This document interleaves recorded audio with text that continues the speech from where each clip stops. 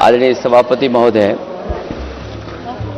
मैं आपका धन्यवाद देता हूं कि इस ऐतिहासिक चर्चा जो 150वीं वर्ष में हो रही है उसमें मुझे बोलने का मौका मिल रहा है। वंदे मातरम के आज हम 150वें वर्ष के बाद दोबारा हम लोग इस सदन में याद कर रहे हैं और हमें गर्व है इस बात का कि हम लोग इस समय पर बंकिम चंद्र चट्टोपाध्याय जी को भी याद कर रहे हैं, जिन्होंने इतना शानदार और ऐसा राष्ट्र को गीत देके गए हैं जिस गीत ने लाखों लाख लोगों को जागरूक किया, उनके बीच उत्साह भरा और आजादी के उस समय पर जिस समय अंग्रेजों के खिलाफ लड़ाई लड़ी जा रही थी, वंदे मातरम हमें ऊर्जा देता था, हमें ताकत देता था, हमें एकजुट कर करके अंग्रेजों के खिलाफ लड़ने का एक माध्यम बनाता था। वो वंदे मातरम के गाने पर आज जब 150 वर्ष हो रहे हैं, मुझे बोलने का मौका मिला, इसके लिए मैं आपका बहुत बहुत आभार और धन्यवाद देता हूं। ये वंदे मातरम जिस तरह के हमारे पूर्व में कांग्रेस पार्टी के नेता गौरव गोगोई ने जो बात रखी, उस भावना से जोड़ता हुआ और वंदे मातरम की भावना से जुड़ता हुआ जिस समय कलकत्ता के कांग्रेस के अधिवेशन में रविन्द्रनाथ टैगोर जी ने गाना गाया, गीत गाया, उसके बाद लोकप्रियता इसकी आम लोगों के बीच पहुंच गई। और जब कभी भी लोगों को अंग्रेजों के खिलाफ लड़ना होता था तो यही वंदे मातरम का नारा देकर के लोगों को जोड़ने का काम करते थे। हमारा कोई भी आंदोलन रहा हो, स्वदेशी आंदोलन रहा हो, उसमें भी हम लोग इसी नारे के साथ चले। वंदे मातरम को लेकर के हम लोग इतना देश को एकजुट कर दिए कि अंग्रेज घबराने लगे। और जब अंग्रेज घबराने लगे तो जहां कहीं भी वो देखते थे कि ये नारा लग रहा है, वहां पर देशद्रोही का कानून लगाकर लोगों को जेल भेज देते। ये भी इतिहास है कि जिस समय बंगाल में बच्चों ने गाना गाया, इस गीत को अपने क्लासरूम में गाया, उस समय भी अंग्रेजों ने उनके खिलाफ मुकदमा लगा के उन्हें जेल भेजने का काम किया। ये वंदे मातरम अंग्रेजों ने बैन भी कर दिया। 1905 से लेकर के 1908 तक बैन कर दिया गया और बैन के बाद भी लोग माने नहीं, हमारे क्रांतिकारी लोग माने नहीं और वंदे मातरम को हमेशा उन्होंने अपने दिल और दिमाग में रखा और जनता के बीच में इस आंदोलन को आगे बढ़ाते रहे। सभापति महोदय, जो हमारे सत्ता पक्ष के लोग हैं वो हर चीज को ओन करना चाहते हैं। ये 150वें वर्ष में जो हम वंदे मातरम याद कर रहे हैं, बंकिम चंद्र चट्टोपाध्याय जी को हम याद कर रहे हैं कि उन्होंने इतना महान गीत हमें दिया है। सत्ता पक्ष के लोग समय समय पर हमें देखने को मिलता है कि जो महापुरुष उनके नहीं हैं या जो चीज उनकी अच्छी नहीं है, उनको वो ओन करना चाहते हैं। 150वें वर्ष वंदे मातरम, मैं अभी वो बात कहूंगा और मैं बात कहूंगा और हमारे मंत्री जी उसका जवाब देना। सभापति महोदय, क्योंकि ये बात ओन करने की आ रही है, अपनाने की बात आ रही, तो मैं सभापति महोदय, मैं अपने सत्ता पक्ष के लोगों को याद दिलाना चाहता हूं। सत्ता पक्ष के लोगों की जो पार्टी आज है, भारतीय जनता पार्टी, जिस समय गठन हो रहा था, हमारे मुंबई और महाराष्ट्र के लोग जानते होंगे कि जिस समय गठन की चर्चा थी, उस समय आपके जो अध्यक्ष चुने गए थे, उनको जो भाषण देना है उस पर भी बहस चल रही थी। और बहस इस बात की थी कि भारतीय जनता पार्टी सेकुलर रास्ते पे जाएगी, सोशलिस्ट रास्ते पे जाएगी कि नहीं जाएगी।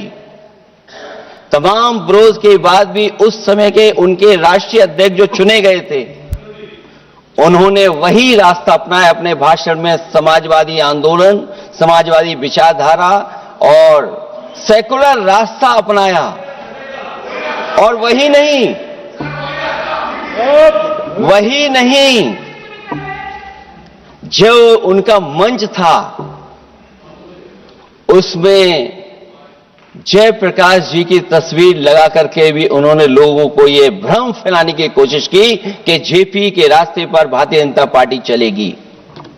बताएं माननीय मंत्री जी, आप कितने सेकुलर हैं आज, कितने सोशलिस्ट हैं आज?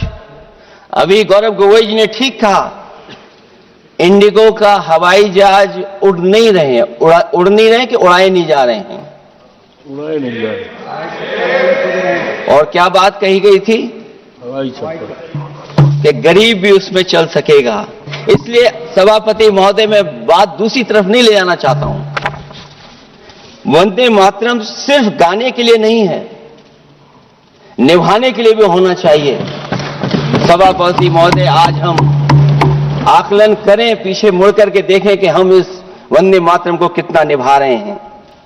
जिस वंदे मातरम ने आजादी के आंदोलन में सबको जोड़ा, आज के दरारवादी लोग उसी से देश को तोड़ना चाहते हैं।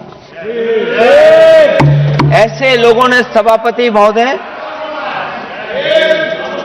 ऐसे लोगों ने पहले भी देश के साथ दगा किया और आज भी कर रहे हैं। ये चर्चा तो जोड़ने का काम करेगी ना अखिलेश जी, क्योंकि आज वंदे मातरम की चर्चा, वही मैं कह रहा हूं, वंदे मातरम में जोड़ने का ही काम करेगी। वंदे मातरम कोई दिखावा नहीं है, ना ही राजनीति का विषय है। क्योंकि सभापति महोदय, हम जब ये इनके विचारों से, इनके भाषणों से जब बाहर सुनते हैं तो ऐसा लगता है कि वंदे मातरम इन्हीं का बनवाया हुआ गाना है। जिन्होंने, सभापति महोदय, जिन्होंने आजादी के आंदोलन में भाग ही नहीं लिया है, वो वंदे मातरम का महत्व क्या जानेंगे? सच तो यह है कि सरफरोश लोग वंदे मातरम दिल से बोलते थे। उन आजादी के दीवानों के खिलाफ कुछ लोग अंग्रेजों के लिए जासूसी और मुखबिरी का भी काम करते थे। दरअसल ये राष्ट्रवादी नहीं बल्कि राष्ट्रविवादी लोग हैं। जहां विवाद करना हो, कभी अंग्रेज विवाद कर करके, डिवाइड कर करके, डिवीजन कर करके राज किया करते थे। सभापति महोदय, आज भी वही रास्ता कुछ लोग अपना रहे हैं। वो डिवीजन का रास्ता अपना रहे हैं, डिवाइड का रास्ता अपना रहे हैं, दरारवादी रास्ता अपना रहे हैं। इनका इतिहास खंगाला जाए कि इन्होंने आजादी के पहले और आजादी के बाद वंदे मातरम क्यों नहीं गाया।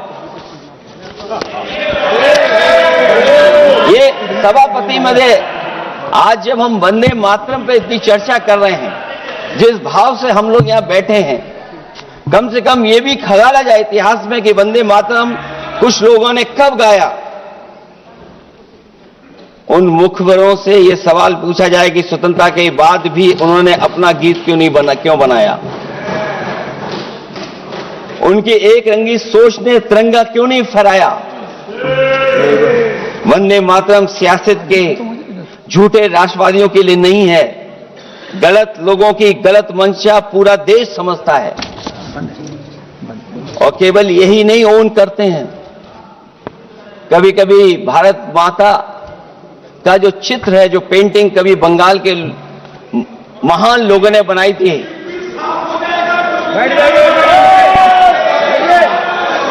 सभापति महोदय इनको देख लीजिए, और फिर बैठ जाओ। सभापति महोदय, राजभर जी आप बैठिए, आपके नेता बोल रहे सभापति हैं। महोदय, आपके वंदे नेता बोल रहे हैं, आप मातरम का बैठिए ना। भाव ये भी था कि कम्युनल पॉलिटिक्स नहीं चलेगी और कम से कम हमारे उत्तर प्रदेश के साथियों ने कम्युनल पॉलिटिक्स को अंत किया है वहां पर जहां से कभी इन्होंने शुरू की थी। राजभर जी, और सभापति महोदय, वंदे मातरम बैठिए। एक भाव के रूप में हमारे अंदर बसा है, चाहे उसके शब्द न याद हों, चाहे अर्थ न मालूम हो, चाहे पूरा याद न हो, उस सच्चे भारतीय के अंदर देश प्रेम की भावना जगाने के लिए इसके दो शब्द ही काफी हैं। जो सच में देश की एकता और अखंडता चाहते हैं, जो भाईचारे को बुनियाद मानते हैं, उनके लिए दो शब्द भी पर्याप्त हैं जो इस वंदे मातरम से हमें मिलते हैं।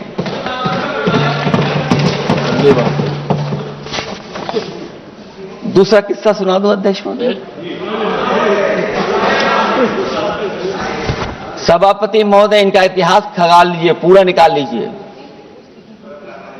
चुनावी सभाओं में कभी बाबा साहब भीमराव अंबेडकर जी की तस्वीर ये लोग नहीं लगाते थे। ये बात अगर सही हो तो बता दो।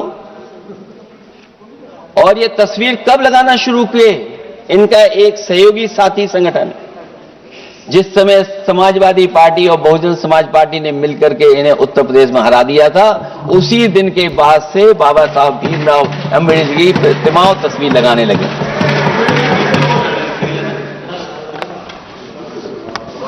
इसलिए सभापति महोदय, ये वंदे मातरम केवल गीत नहीं है, गीत के साथ साथ आज हमें ऊर्जा भी देता है। उस समय क्रांतिकारियों को ऊर्जा मिलती थी, एकजुटता का नारा था, हम साथ लेकर के चल रहे थे सबको, और देश के सभी लोगों ने जाति धर्म को भुला करके एक साथ मिलकर के वंदे मातरम के सहारे अंग्रेजों को भगाने का लगातार कोशिश की। और अंततः परिणाम यह हुआ कि जब देश जागा, वंदे मातरम के साथ साथ जय हिंद का नारा, इंकलाब जिंदाबाद का नारा लगा करके अंग्रेजों को इस देश से भगाने का काम किया।